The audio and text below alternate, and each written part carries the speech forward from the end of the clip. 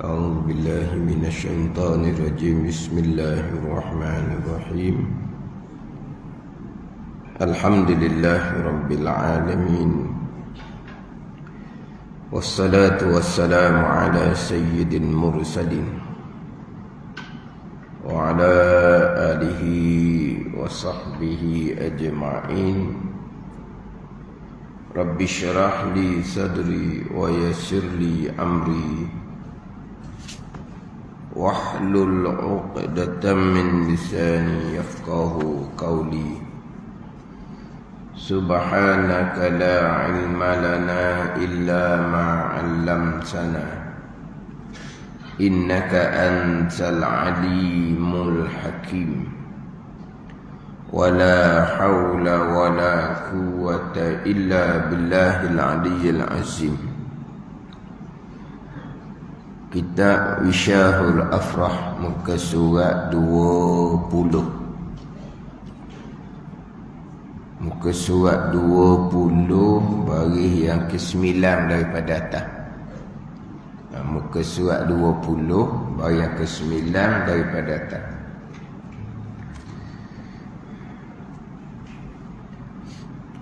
Qala al-muallifu rahimahullahu ta'ala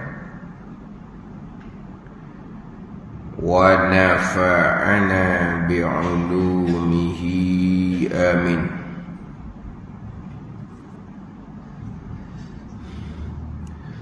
Dan jika tinggal keduanya, kedua warna dan juga rasa najis, warna dan juga bau najis.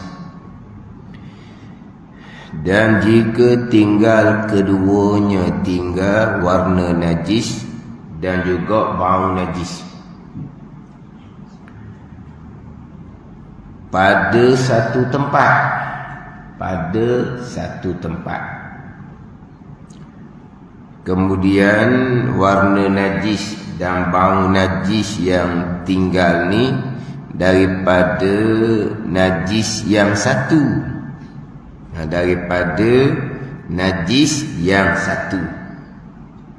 itu ayat kita, daripada najis yang satu pada satu tempat,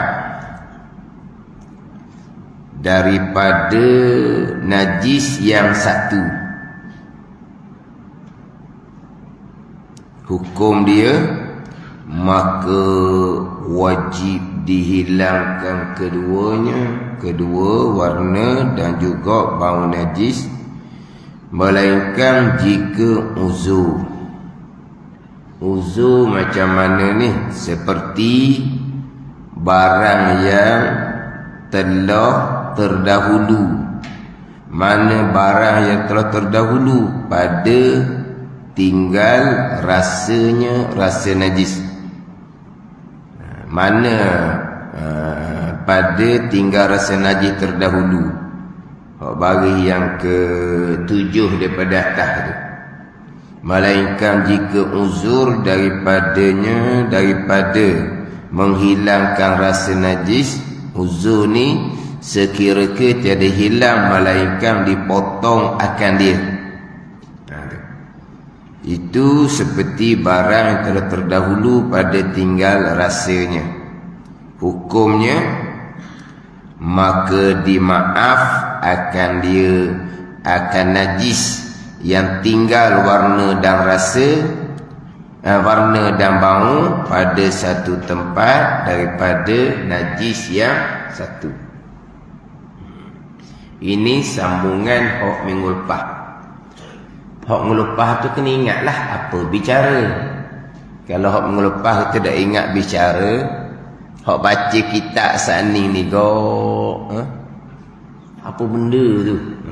Tak apalah, tunggu huraian. Tunggu huraian tu tak apalah, pokoknya gambaran tu ada. Bicara apa ni? Tinggal keduanya, tinggal bau najis dan juga warna najis dan juga bau najis. Yang mana membasuh najis ni sampailah kepada hilang sifat najis. Yang pertama, dihilangkan jirim najis terlebih dahulu. Kalau ada jirim najis, tahi ke, muntah ke, air kecing ke di lantai itu kena buanglah dulu. Kemudian datangkan air ke atas lantai itu, kena hilangkan pula baki-baki jirim dia tu. Kalau lantai tu mungkin lantai papan lah, kalau lantai tu mozaik, mungkin tidak ada dah jirim najis. Mungkin yang tinggal hanyalah sifat najis. Kalau lantai tu papan ataupun mozaik yang tidak licin, kemungkinan masih lagi ada baki jirim. Tapi kalau lantai tu mozaik licin, jirim najis dibuang dengan tisu, dengan surat khabar. Tisu lah. Sekarang ni surat khabar pun payah dah. Payah dah dapat surat khabar. Orang dulu mudah je. Orang dulu pakai sabuk. Orang sekarang tak kenal dah sabuknya. Tak ada sabuk-sabuk dah. Tak ada sabuk-sabuk dah. Bila kali terakhir ada sabuk atas rumah? Kalau ni, apa kata? Buahnya tu lah. Kopek buahnya panggil dah. Kopek kan kecekoh. Kecekoh nak sabuk. Cekoh durian. Tahu kan? Buahnya cekoh dah. Dia panggil kopek, dia panggil dah. Pandai kedok dah. Orang tua pandai lah. Orang baru-baru pandai dah. Lama dah tengok jenis buatan tanah hok tajam. Waktu tu.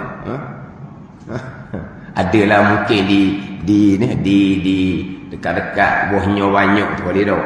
Tu hok buatan tanah tu. Hok tajam tu. Kan orang dulu kan. Orang sekarang pandai su. Saya tanyalah orang muda. Dia dah tanya dia gitu. Tak jawab dia. Pandai mesenyo su. Pandai mesenyo.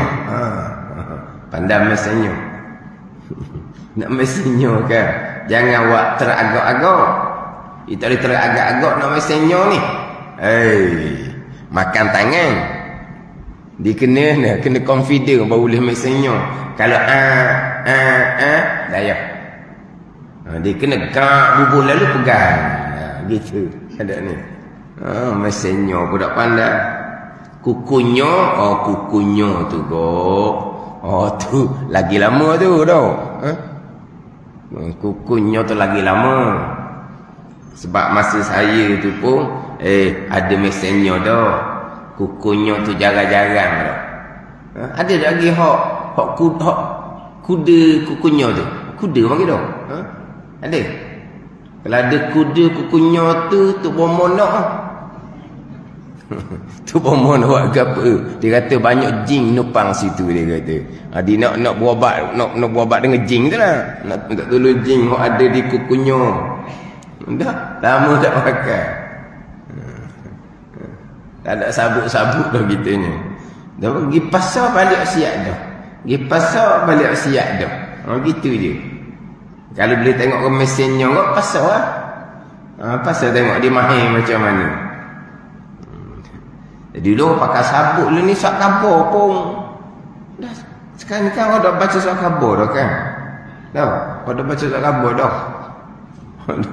Dah orang dah pakai dah surat khabar tengok internet gitu je. Dah laku dah surat khabarnya. Dulu surat khabar tu wajib pagi-pagi waktu tua, kalau surat khabar lah pergi kedai kopi.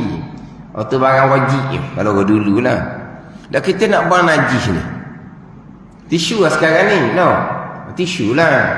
Ada dah. Kita kata sabuk tu cerita lama. Mana kalau kita ambil tisu, buang dia punya jirim najis. Buang punya jirim najis.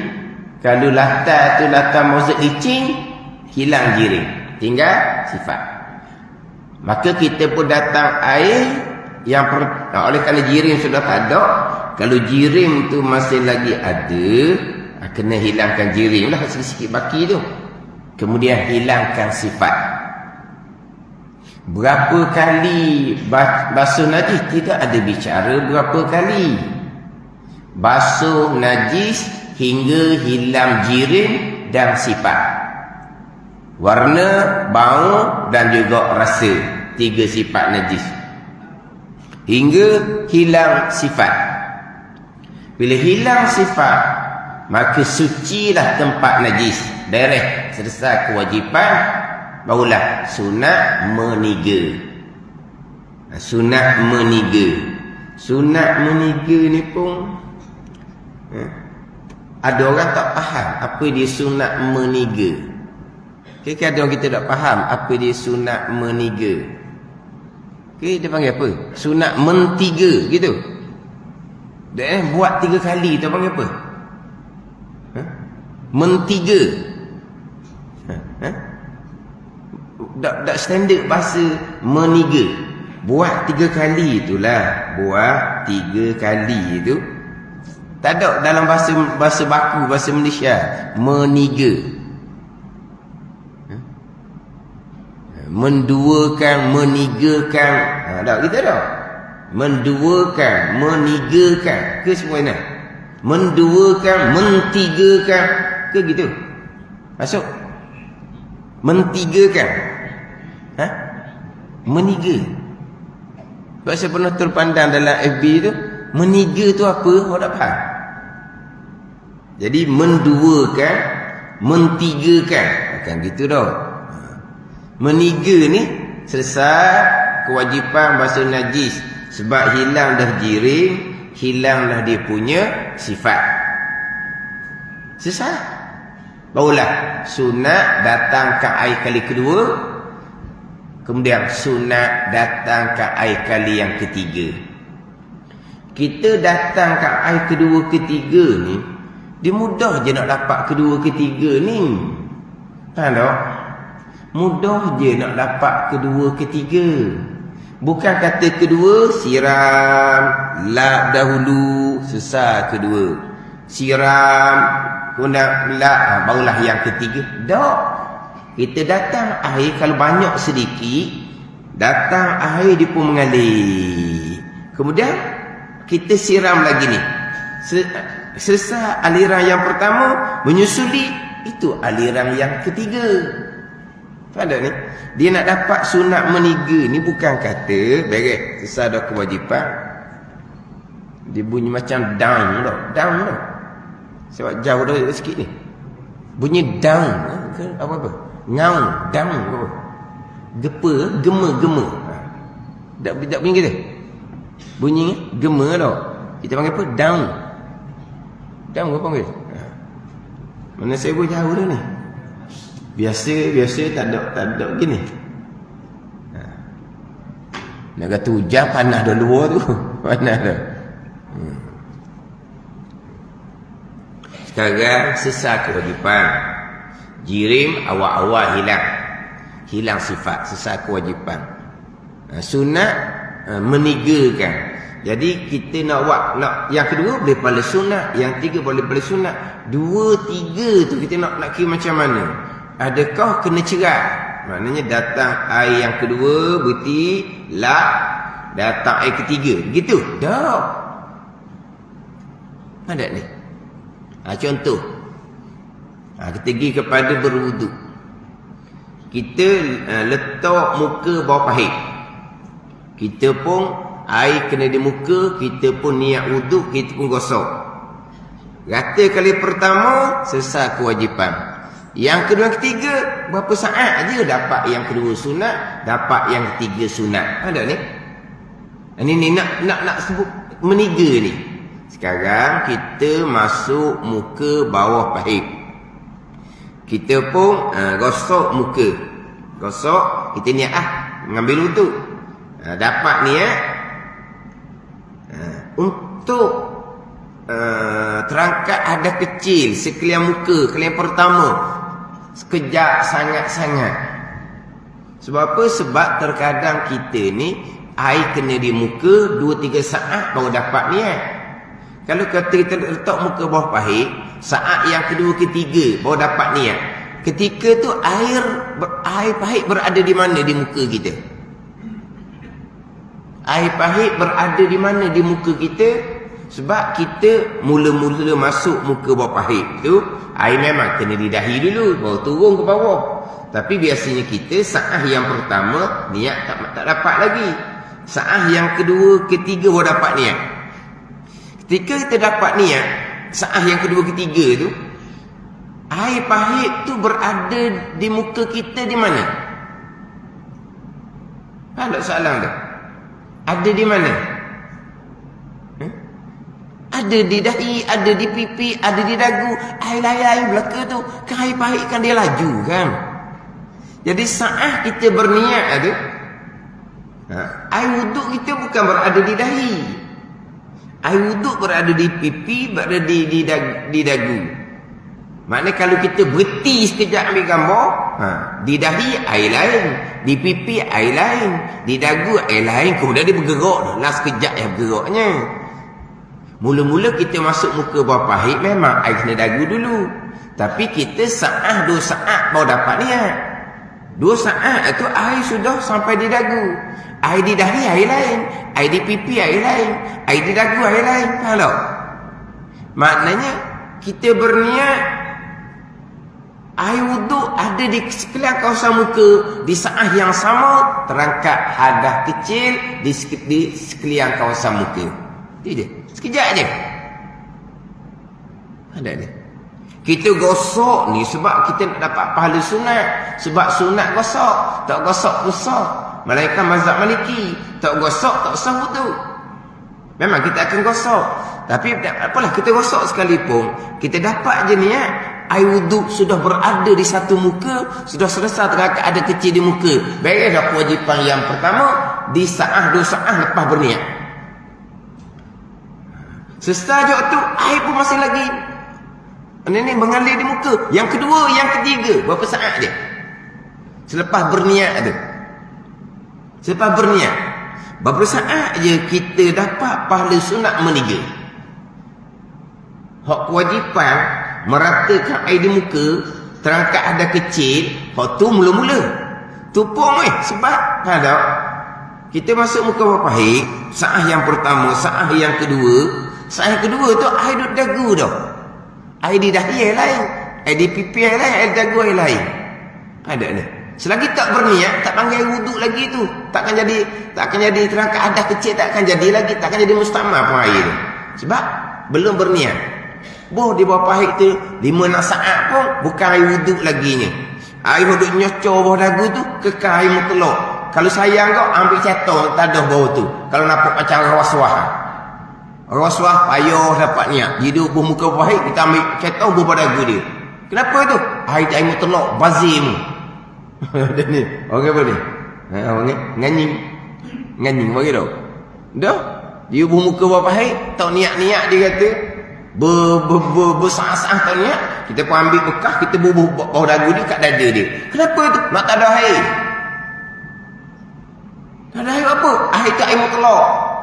Mu dapat je niat, mu hanggut kita buat lari bekas tu. Sesal basuh muka 3 kali, dah dah tutup air pahit. Basuh tangan pakai air bersih. Air mutlak, mu tak niat je tadi. Ngamuk kawan tu tau. Tapi nak ceritanya, macam mana kita dapat meniga? Sekejap je. Kita pergi pada kita basuh najis. Sesal kali pertama. Kali pertama sesal tu air di lantai tu. Kalau kita tak mulak pun tak apa, sebab itu air mustakmal je, bukan air najis. Tapi kita lak lah air mustakmal. Kita nak dapat kedua, ketiga. Kita bukan siram sekali. Kalau kita siram sekali, air berada tempat yang sama, hak tula je sekalilah. Yang kedua je lah orang panggil. Kena sepok air tu, kena datang yang ketiga. Tapi kalau kita pakai air bergerak je, kita pakai cerik tu, kita siram air pun bergerak je. Kali hak mana kali yang kedua, hak mana kali ketiga, sekejap je dapat meniga. Tapi kalau kita siram sikit, air pun bertakung di tempat hak bekas najis tadi yang sudah suci. Duduk situ je, tu baru dapat kali yang kedua. Pada ni. Kita pun sepak air tu lagi, kita pun datangkan 3. Kalau kita buat sikit-sikit. Tapi kalau kita siram dengan air ceret ke air pahit ke, mungkin kita siram tu air tu mengalir.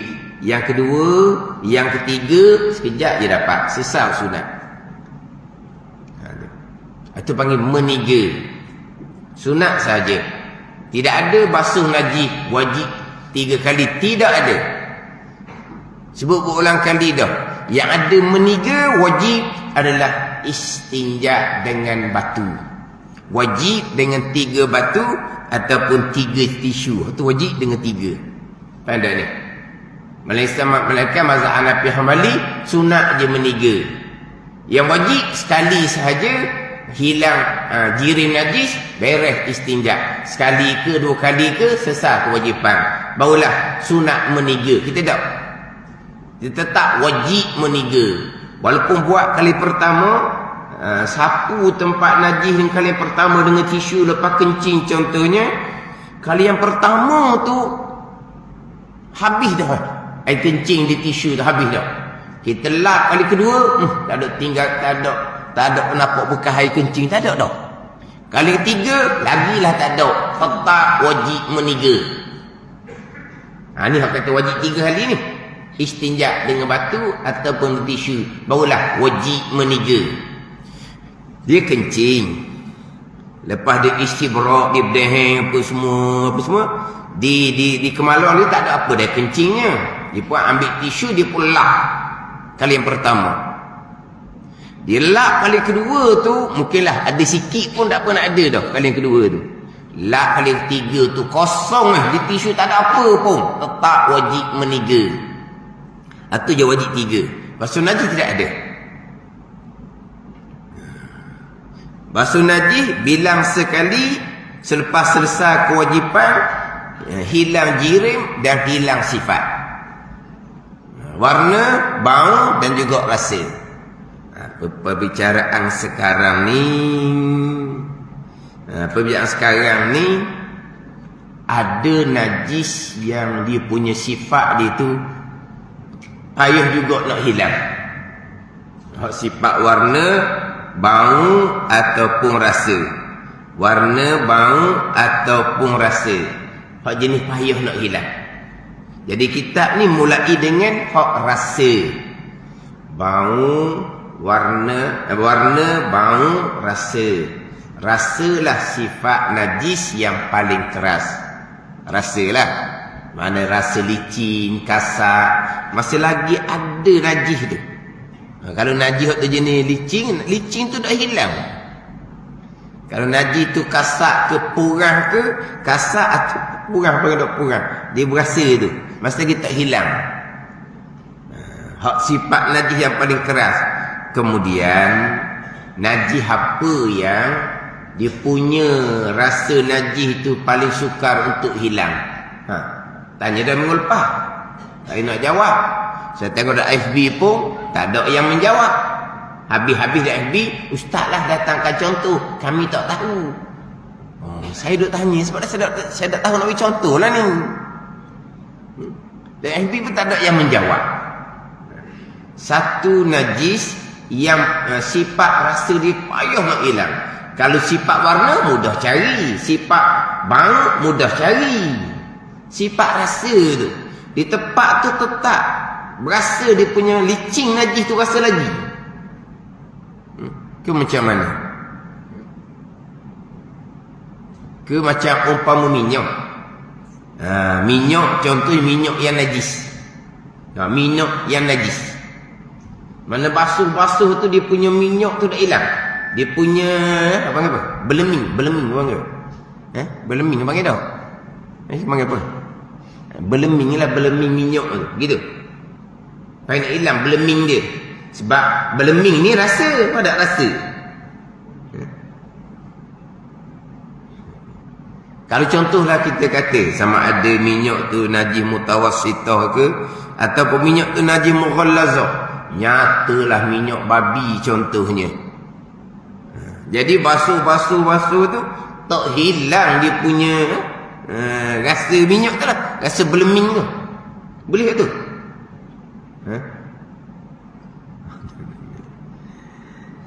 Jadi kita ni bicara hak bagi tangan rasa terlebih dahulu. Jadi rasa tu tidak hilang, sukar untuk hilang, mana tinggal rasa. Maknanya gosok, gonyoh, letak sabun apa semua pun tak hilang pada ni. Maka najis tu dimaafkan. Tetapi najis tapi najis yang dimaafkan. Najis yang ma'fu anhu, tapi bukan suci. Dimaafkan jua, bukan suci. Dengan bahawa kalau kemudian terjumpalah satu sabun yang boleh menghilangkan rasa tu, wajib kena sabung semula. Ada ni. Sebab tinggal rasa ni, pada rasa ni walaupun sifat, tetapi seolah-olahnya macam ada jirim lagi. Sebab rasa ni daripada jirim tu sendiri. Lepas tu rasa ni sifat yang paling keras. Kalaulah sifat rasa tak hilang, tidak dihukumkan suci. Lepas tu tak boleh pakai pakaian tu. Dah. Dimaafkan. Boleh buat sembahyang. Suci? Dah. Dimaafkan. Kita bicara dah minggu lepas. Dimaafkan. Bukan suci. Dengan bahawa kalau kemudian terjumpa sabun yang boleh menghilangkan sifat rasa tu, wajib kena bersabung semula. Dah sebelum tu pakai untuk semayang tu masih dimaafkan, tu tak ada masalah, dah semayang tu okey dah sebab dimaafkan. Mana tidak dihukumkan suci kalau masih lagi tinggal sifat rasa. Adapun tinggal sifat warna atau bau. Warna atau salah satu. Bukan warna dan bau. Warna dan yang kita bicara, Pak baca tadi. Dan jika tinggal keduanya, tinggal warna dan rasa. Itu baru dan. Kedua-dua tinggal. Basuh, gosok 3-4 kali, sabun dah. Warna tak hilang dan bau tak hilang. Itu baru dan. Yang kita bicara minggu lepas, tinggal warna atau bau yang sukar hilangnya. Warna atau bau. Salah satu. Contohnya warna darah. Kena pakaian putih. Mana kita gosok, gonyoh 3 kali, masih lagi ada kesan warna di kain putih. Sebab darah tu lambat sangat kita basuh. Kita biar begitu. Ada ni. Sebab darah ni pula di antara najis yang ringan. Jikalau darah tu darah ajnabi, dimaafkan jikalau sedikit. Kalau darah tu darah sendiri, dimaafkan walaupun banyak mana sekalipun. Jadi oleh kerana darah tu dimaafkan, jadi dia pun tak basuh. Contohnya darah nyamuk di baju, dia tak basuh, baju putih. Tetapi apabila najis, darah yang najis dimaafkan ni, kita basuh sahaja, kita wajib menyempurnakan kewajipan basuh najis. Hilang jirim, hilang sifat. Jirim tak ada lah darah ni, sifat ada. Kena hilang sifat. Memang betul lah darah nyamuk di baju putih kita ni memanglah boleh buat semayang. Sebab najis yang dimaafkan pada semayang. Tapi najis dimaafkan pada semayang. Sampai masa kita basuh. Basuh kena buat molek. Basuh kena menyempurnakan kewajipan sebagaimana basuh najis-najis yang tidak dimaafkan. Jangan kita ingat, darah ni najis dimaafkan. Darah ni saya semayang tadi dengan darah nyamuk di baju ni. Betul lah dimaafkan. Tapi kalau basuh saja, jangan buat cincang. Jangan buat lebih kurang pula. Dia ambil darah di baju dia tu, dia buat lebih kurang je. Gosok lebih kurang je. Tinggal lagi sifat. Dah. Tak maaf. Tak boleh semayang. Tadi sebelum basuh boleh semayang. Bila dia basuh sahaja, dia kena menyempurnakan syarat kewajipan membasuh najis. Ma'ah tu asal. Bila kita basuh saja, sama dengan basuh najis-najis yang tidak dimaafkan. Jangan kita ingat ke darah nyamuk di baju kita ni boleh buat semayang, najis dimaafkan, kita nak basuh cincai. Tak. Basuh kena ikut syarat dia. Jangan pula kita ambil air cetong bubuh tepi kolah, kita ambil baju kita ada darah ni, kita datangkan ke atas air cetong. Maknanya najis datang ke atas air yang sedikit. Maka air dan cetong tu hukum najis sekaliannya walaupun tidak berubah. Jadi macam mana najis air dan cetong tu nak menyucikan darah di baju kita ni? Tak akan boleh menyucikan darah di baju kita. Bukan tangan-tangan kita yang kena air cetong tu. Najis belaka jadinya. Sebab apa? Sebab tak kena dengan cara. Walaupun najis ni najis dimaafkan darah nyamuk, kita nak basuh kena air datang. Bukan najis yang datang ke atas air yang sedikit.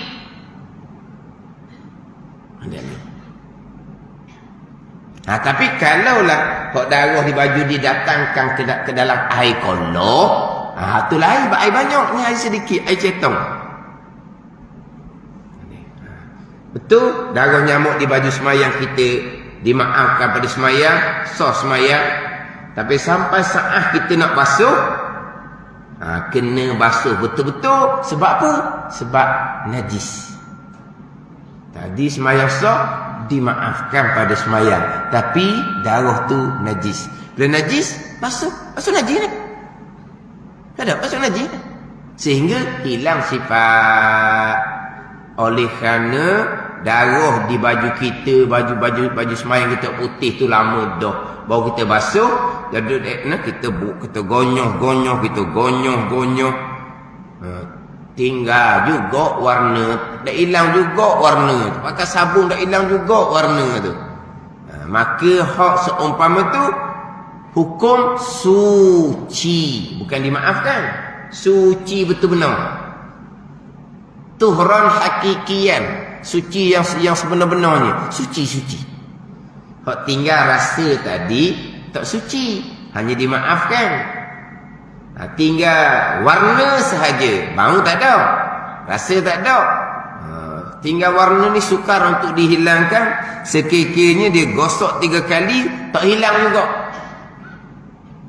Maka pakaian yang ada sifat warna darah tadi hukum suci, bukan dimaafkan. Itu salah satu daripada 2, warna atau bau, ataupun bau saja.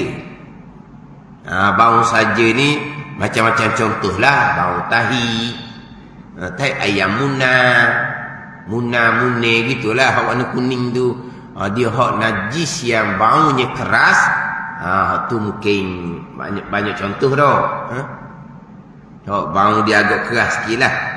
Hak najis yang bau dia agak kuat. Kalau bau gok macam contoh gok air kecil kucing lah, no? Air kecil kucing tu bersabung. Tak sudah hidup lah. Lepas tu lain kali kucing yang sama akan dikencing tempat yang sama. Walaupun kita sudah basuh sabun, mana apa tu? Deria bau kucing tu kuat lah tu. Dia tahu situ dia kencing. Kita basuh dengan sabun tu, habis sabun dah, dengan sabun debu mana ni. Kan sabun debu dia keras sikit dah, nak banding dengan sabun mandi. Sabun debu dah, nak hilang sungguh-sungguh biar kucing tu dah tahu dah tempat dia kencing sebelum. Sebab ada orang kata gitu. Orang kata kalau atas selipar contohnya, dia kencing sekali, dia akan kencing pula. Sebab apa? Dia tahu di situ tempat dia kencing. Walah kita basuh selipar tu bukan start dengan sabun, ngeburu sabuk lagi ni. Ngeburu sabuk lagi. Memang kita beruh sungguh. Mana?